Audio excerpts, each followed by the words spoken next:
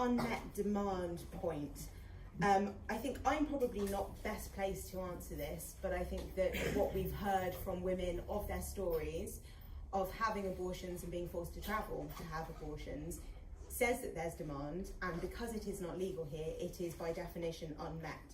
So I think that what you might be arguing about specifically is the idea that there's not a vast unmet demand, or that women are able to get those abortions, just not on Gibraltarian soil. And I think that is an issue, because any other kind of healthcare you are providing either here or you're providing funded elsewhere, primarily on the NHS in England. So I think that the unmet demand point doesn't stand up to scrutiny simply by virtue of the fact that women exist who have had abortions who are Gibraltarian. But as I say, I'm not the best person to answer that. Your point on my chief exec, Anne. So Anne Furedi has been our chief exec for about 12 years. She's very clear on this, and I think I'm clear as well, that life does begin at conception. And the thing is, that life can't exist outside a woman until at the very earliest. The earliest surviving child, I think, was about 21 weeks and 6 days. And I think that at every point, there is a question as to what you're forcing that woman that's carrying that child, that embryo, that fetus to go through in order to get it to the point where it can survive in the world by itself. And I think that, I know that I think quite a few anti-abortion people like to think that abortion providers tell women that somehow a fetus is just a group of cells and that actually there's no humanity to it at all. And I've absolutely never heard anybody that I work with or that I campaign with ever say that. I think the question of the ethical value is something that is decided by the individual woman. I think only you can decide, for instance, if you have a miscarriage at 7 weeks that you're distraught about, why that feels different to you than your friend who had an abortion at 7 weeks. And I think that at that point, the ethical value of the fetus or your child is based entirely on how you experience that. So I don't think that the fundamental question is, when does life begin? I think it's the question of how that's related to the woman that's carrying it and how she wants to shape her life in the wider world as a whole.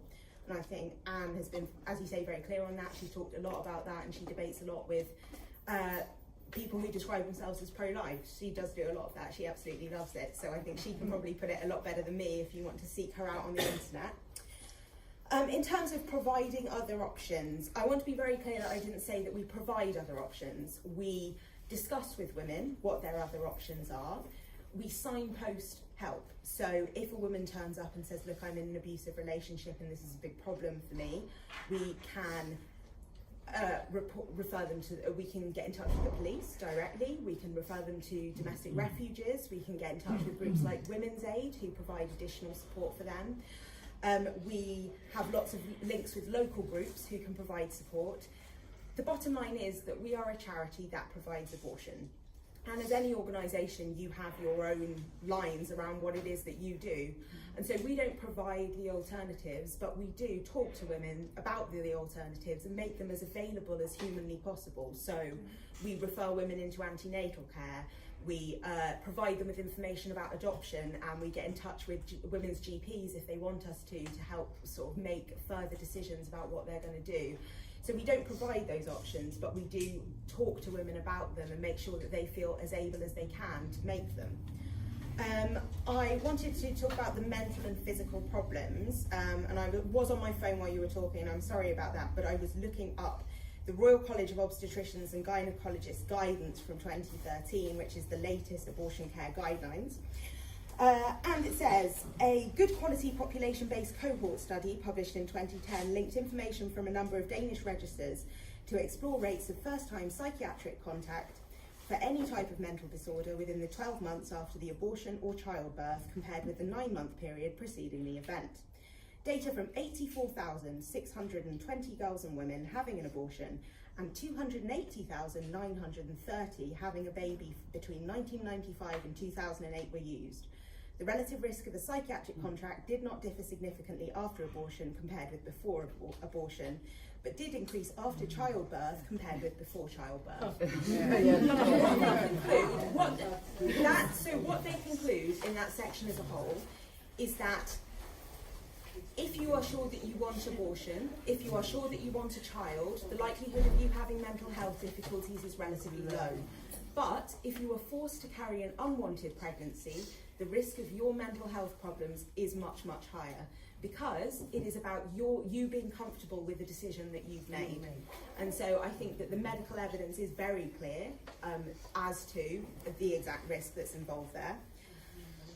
In the discussion of fatal fetal anomaly, it might surprise you to find I actually agree with you. I think that the differentiation between fatal abnormality and severe or serious abnormality isn't very helpful for women, because I think it is very difficult for them to be able to judge how long their baby's life might be if they give birth to them, what counts as fatal and what counts as something that for them they would consider unbearable suffering and pain. There are a number of babies that are born every year and that are terminated every year in the UK with a condition called anencephaly, which means that their brain does not develop in the womb. These babies die generally within about 2 days. And there are people who have terminations and who want to spend time with their child using palliative care, comfort care, to make sure that they're not in pain, but that they live out, the little time that they have with their babies. And there are women that choose to have terminations or to give birth to them. And I think it's entirely reasonable to say that a fatal fetal abnormality does not necessarily mean that you're going to have a miscarriage. It could mean that the baby takes a breath. It could mean that your baby takes more than a couple of breaths. I think it's very difficult for doctors to say beyond all reasonable doubt what the outcome for your particular child is going to be. But I think that the important thing is that women are able to make a decision based on what they want for their child, that they can decide whether they think living for 2 days in what the doctors suggest will be pain is acceptable. If they say that they might live for 6 months but they will have to have surgery every 2 weeks, if they decide those things, that should be something that's up to the woman and her family to decide. And I don't think that placing an artificial line of what classes as fatal and what doesn't is really unhelpful. And I think we're seeing this in Ireland. We've treated a woman very recently who was forced to come over, who was, I think, 15 weeks pregnant, whose baby's organs were growing on the outside of its body, amongst other complications. The doctors couldn't tell her. They said that in all likelihood you will have a miscarriage before week 18, but we can't guarantee that will happen. We're not going to give you an abortion under fatal fetal abnormality. You should come back and see us in a couple of weeks. And so she came over to us because she didn't feel able to put her child through that, because it's an exceptionally serious condition, and in all likelihood she was going to be forced to carry that pregnancy around knowing that she was going to have to give birth to a dead baby, and that isn't what she wanted for her child. And so I think it is problematic to put the word fatal in there, and I personally support the use of the words severe abnormality, I think, and you leave that up to parents to decide what it is that they want for their family. Protesters, well, this is actually my personal, so the campaign to bring in buffer zones, you can blame entirely on me, that is my job. So I am absolutely delighted last night to say that Richmond Council became the second council in England to bring in a public spaces protection order to stop protesters outside the clinic.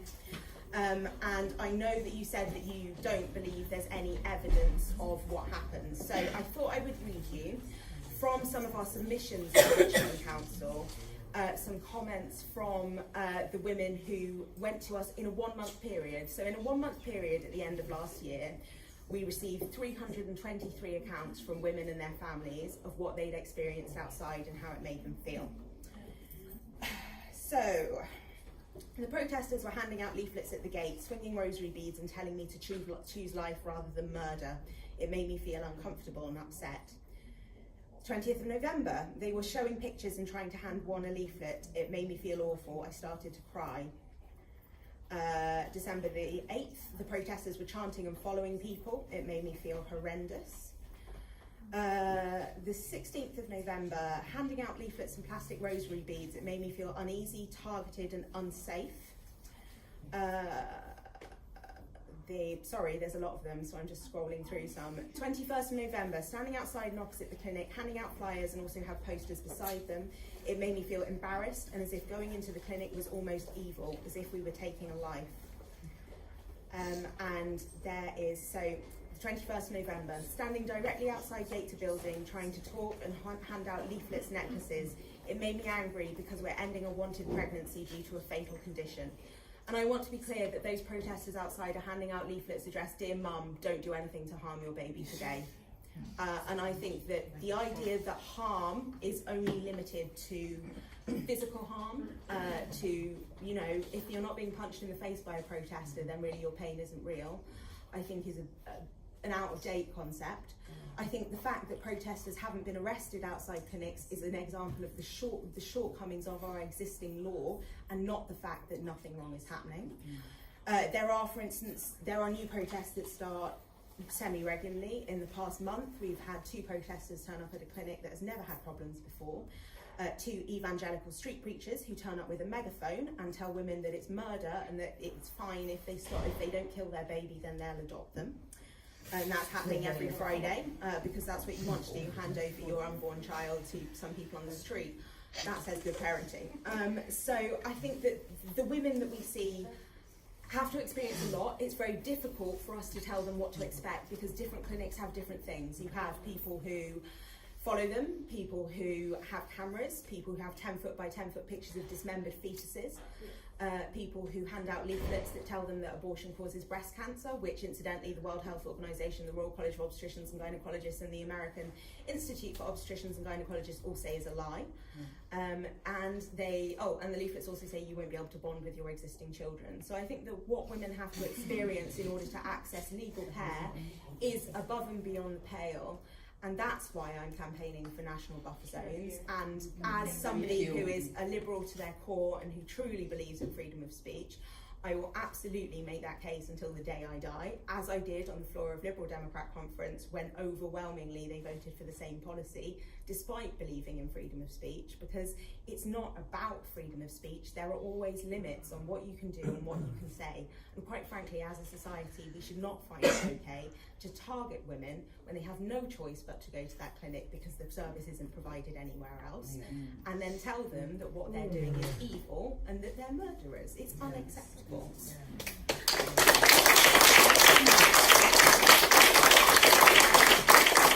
I'm aware I've now been talking for quite a while, but I'll carry on. On the compulsory reporting of rape, I'm not sure how it works in Gibraltar, but the only part of the UK that has compulsory reporting of a crime is Northern Ireland. So Northern Ireland has a Troubles era law that was designed essentially to say you can't keep, if you know that someone's a terrorist, you can't keep it secret from the authorities without also being complicit. That's not the case in England or Wales or Scotland. There is no compulsory reporting.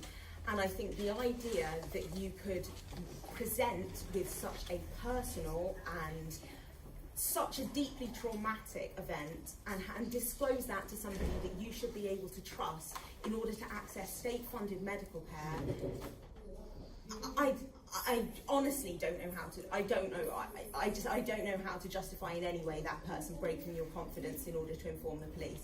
Aside from anything else, the police cannot continue unless you agree to make a statement. So you've gone to talk to your doctor, and the next thing you know, uniformed police officers turn up on your door and say, "We want to talk about that rape." And you have no idea how they found out. You have no idea. You don't want to talk about it. Maybe you went to the doctor to talk about it because it was your partner and they knock on the door and your partner stood behind you and you're in an abusive relationship. I think that the problem is that it judges rape to be an exception, something that is not something that about a quarter of women experience in their lives. It judges it to be something that women are happy for the rest of their family to know about. And it judges it to be something that women would be happy to make a statement and to go through the appalling court process that is involved with reporting sexual assault. And that's simply not the case. And I think that unless you're going to legally compel women to then make a statement about a crime that's happened to them, and then legally compel them to turn up in court. Incidentally, I would not recommend any of these things. There's just no way to make sure that you're not just wasting police time. And I think that it's morally reprehensible to argue that women should be forced to disclose those kind of exceptionally personal crimes. I think that it's something that women should be able to if they want to. There should be the support available. There needs to be specialist policing. There needs to be support. There needs to be rape crisis centres. There needs to be specialist haven refuges, so that if you want to report sexual crimes, somebody can take the evidence and that can be fully prosecuted to the full extent of the law. But forcing women to do that is not okay.